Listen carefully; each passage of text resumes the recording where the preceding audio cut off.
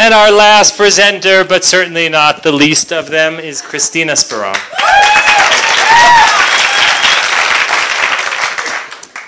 All right, I'll start with a slide of my truck, Betty, and hauling a trailer with large-scale interactive art, which is what I do. I work in metal, and I'm going to talk a little bit about the process of building huge art in metal.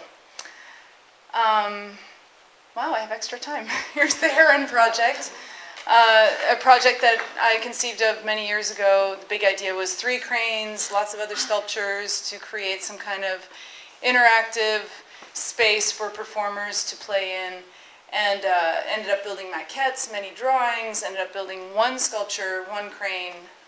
Here I am in the shop, actually just following directions at this point, building this first Heron crane from technical drawings that have been engineered, and that is the process. You start from drawings and you go into building the small scale stuff, then you get an engineer to help you out, and then you just keep building, building, building, and months and months and months later you put it all together and oh my god, it looks just like the technical drawing. No surprises.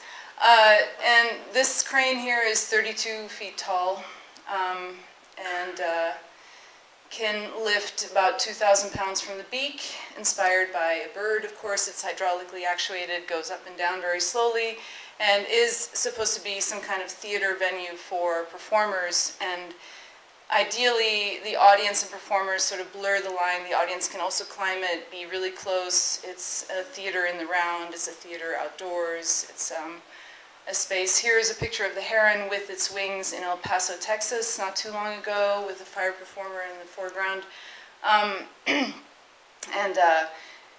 You know, it's still in the beginning stages because ideally there'd be 2 more cranes in addition to this crane for people to play on. Here are 2 more pictures of aerialists working on the crane with, of course, the sky as their ceiling, which is a huge luxury, to be able to just hang out in nowhere and look up at the stars. That's a pretty cool thing. And then at Burning Man, of course, it was partially funded by Burning Man, decided to add wings and then fire. Friend in special effects down in Santa Fe helped me out here, and we had huge fire to draw attention to the crane itself. That was fun. And expensive. And here's a serene picture of the Heron with its wings not on fire in an urban setting, again in El Paso, Texas, for a street festival in October. I loved it that they worked with the light. So it was a white sculpture and you can, you know, expose it to any kind of light. Pulse jets. Pulse jets became sort of something I obsessed about. I built one. It was at a Stables show a couple of years back. Really loud little jet engine with no moving parts, and looks like an instrument, makes a lot of noise. And I thought, wow, that's a cool thing. What if I made 5 of them and put them within a cage for safety?